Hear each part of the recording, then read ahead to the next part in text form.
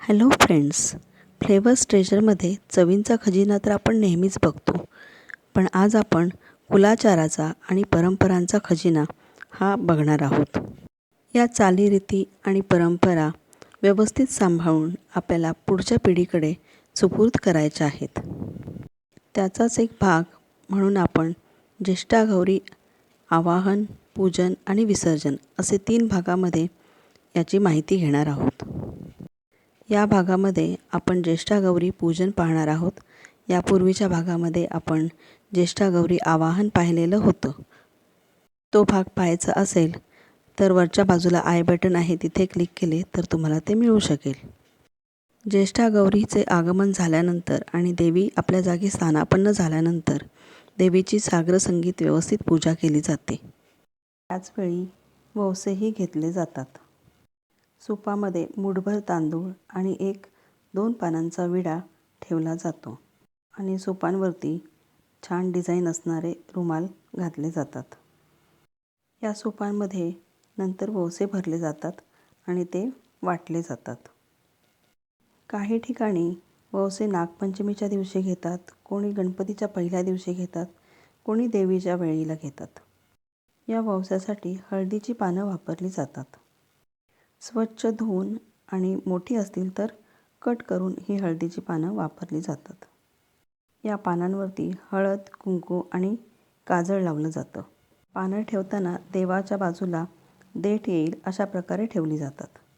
पानामध्ये पहिल्यांदा पोहे घातले जातात, खोबऱ्याचे तुकडे घातले जातात आणि 3 प्रकारची फळं, असे एकूण 5 प्रकारच्या वस्तू या पानावरती ठेवल्या जातात. अशी सर्व तयारी झाल्यानंतर त्या पानांवरती स्वच्छ धुतलेली चादर पसरण्यात येते आणि बाजूला ववशाची सुपं ठेवली जातात. जर एखाद्या स्त्रीचा पती सून आल्यानंतर मृत्यू झाला असेल तर त्या स्त्रीचा ववसा आहे तसाच राहतो. म्हणजे दरवर्षी तिच्यासाठी 5 ववसे सुपामध्ये भरले जातात. फक्त त्यासाठी छोटं सूप किंवा सुपली वापरली जाते.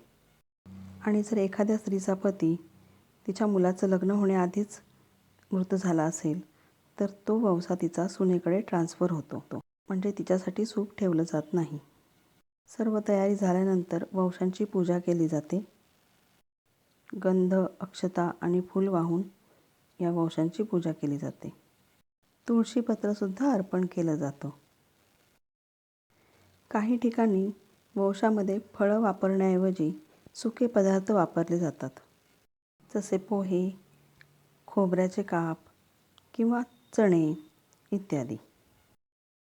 नवीन लग्न झालेल्यांचा पहिला ववसा असेल तेव्हा भटजींना बोलावून व्यवस्थित पूजा करून हे ववसे घेतले जातात आणि ते कुलदेवता, ग्रामदेवता, माहेरचे दैवत आणि इतर मोठी माणसं यांच्यापर्यंत ते पोहोचवले जातात.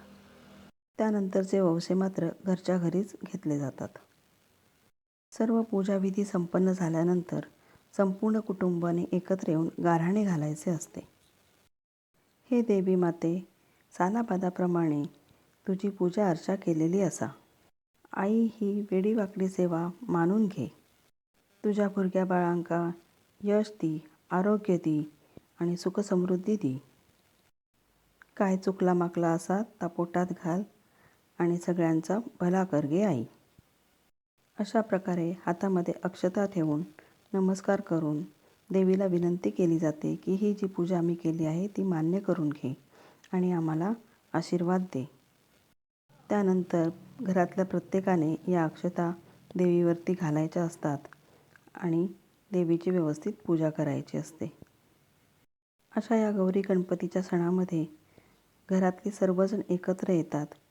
दूर राहणारे, दूरच्या गावी असणारे सर्वजण या निमित्ताने थोडी थोडी तरी सुट्टी काढून एकत्र येत असतात. एकमेकांची सुखदुःख शेअर करतात. हसत खेळत थट्टामस्करी करत हे सर्व दिवस कधी संपतात ते कळतच नाही. घरातलेच असे नव्हे तर आवाटातले पण सर्वजण एकमेकांच्या घरी जातात, गणपतीचं आणि देवींचं दर्शन घेतात. एकमेकांच्या घरी जाऊन कीर्तन, अभंग वगैरे म्हणतात, आरत्या करतात. यामुळे सामाजिक एकोपा वाढतो. लहान मुलांवरती सुद्धा आपोआप हे संस्कार व्हायला लागतात. अशा रीतीने घरातल्या सर्वांनी देवीची पूजा केल्यानंतर झाकलेले वौसे उघडले जातात आणि या ठेवलेल्या प्रत्येक वंशाला प्रत्येक सवाशीण आपल्या पदराचा शेव धरून किंवा टोक धरून प्रत्येक वंशाला त्याचा स्पर्श घडवते. हे असं का करायचं याचं कारण माहीत नाही, पण ही पूर्वापार चालत आलेली रीत आहे जी आजही केली जाते. कोणतंही वाण देताना किंवा वंसा देताना पदराचं टोक त्याला लावून तोच मगच दिला जातो. अशा प्रकारे प्रत्येक वंशाला प्रत्येक सवाशीण आपल्या पदराचं टोक लावून झाल्यानंतर हे वौसे सुपामध्ये भरले जातात. छोट्या सुपामध्ये किंवा सुपलीमध्ये 5 वौसे नावासाठी भरले जातात आणि इतर सवाष्णींच्या सुपांमध्ये भरपूर वौसे ठेवले जातात, कारण ते नंतर वाटले जातात. सुपामध्ये वौसे ठेवून हे सूप झाकलं जातं आणि ते सूप देवाच्या ठिकाणी नेऊन सर्व देवांच्या पुढे एक एक वौसा ठेवला जातो. सर्वात आधी देवीसमोर वौसा ठेवला जातो, त्यानंतर गणपतीसमोर, त्यानंतर बाकी इतर देवी देवता ज्या देवघरामध्ये असतील त्यांच्यापुढे हा वौसा ठेवला जातो. वौसा ठेवताना देठाचा भाग देवाकडे येईल अशा पद्धतीने ठेवला जातो.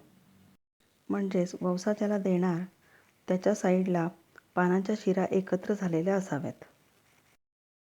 देवांपुढे वौसे ठेवल्यानंतर तुळशीपुढे वौसा ठेवायचा असतो.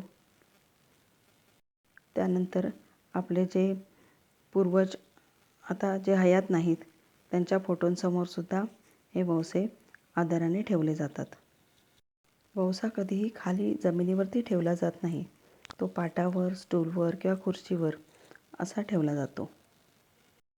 घरातल्या सर्व माणसांना सुद्धा हा वौसा दिला जातो.